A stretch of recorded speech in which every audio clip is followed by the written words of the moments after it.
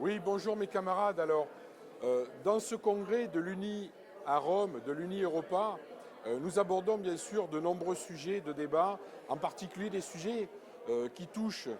bien sûr les Français, mais pas seulement, et qui donnent lieu à des interprétations diverses et qui donnent lieu à des interrogations. Je voudrais parler en premier lieu de la digitalisation du travail, qui est quelque chose que nous voyons arriver avec des menaces lourdes sur les droits des salariés, en particulier le fait qu'on leur substitue des gens sans statut, des auto-entrepreneurs qui seraient taillables et corvéables à merci, qui seraient jetables après usage, comme on dit, qui pourraient être licenciés au bout de 10 minutes lorsqu'on n'en a plus besoin. Or, aujourd'hui, nous voyons bien que les nouveaux modèles économiques qui sont imposés à travers les nouveaux médias et les nouvelles technologies aident un certain nombre d'employeurs indélicats à pousser ce modèle-là. On voit bien que dans tous les pays, en France comme dans les autres pays européens, nous sommes obligés de résister, non pas pour empêcher une inévitable digitalisation et modernisation, mais pour faire en sorte que les garde-fous réglementaires et les garde-fous juridiques soient mis en place afin de protéger les travailleurs, qu'ils soient salariés ou non d'ailleurs, mais protéger les travailleurs face à ces dérives. Le deuxième sujet qui est extrêmement important, qui a été développé ici, c'est qu'on voit bien à travers les témoignages des différents pays que ce que nous rencontrons en France comme difficulté face aux services publics qui sont menacés, en tout cas à travers un certain nombre de projets, on le voit à la Poste, on le voit chez Orange,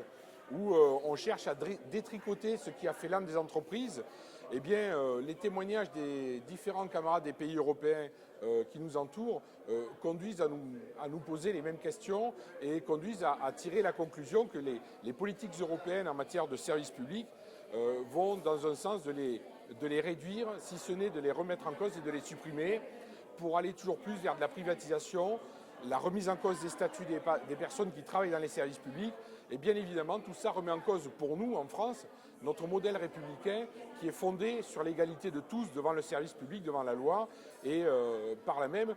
la remise en cause de nos statuts de travailleurs et de nos emplois. Donc nous nous appuyons sur ce congrès de Rome pour nous défendre collectivement, tous ensemble, vis-à-vis des institutions européennes. Et ce combat vient compléter celui que nous menons dans notre propre pays, en France, vis-à-vis de l'État et vis-à-vis de nos employeurs. Donc soyons vigilants et soyons mobilisés. La loi travail, qui est la loi actuellement qui vient en France, on va dire, couronner l'ensemble d'initiatives politiques des États concernant la remise en cause des travailleurs, parce que les acquis sociaux, le droit du travail serait responsable du chômage. Eh bien, cette loi travail, nous devons la combattre aussi parce qu'elle est le complément, elle est le chapeau finalement aujourd'hui de toutes ces difficultés auxquelles nous sommes confrontés. Et c'est pourquoi Force ouvrière communication appelle solennellement tous les travailleurs de France à se mobiliser le 31 mars à Paris et dans toute la France, dans les manifestations et par la grève, pour dire non, nous ne voulons pas de cette loi travail, retrait de la loi El Khomri, qui est une loi qui finalement va non seulement ne pas régler le problème du chômage, mais va détruire une grande partie des droits qui protègent les travailleurs aujourd'hui. Merci mes camarades.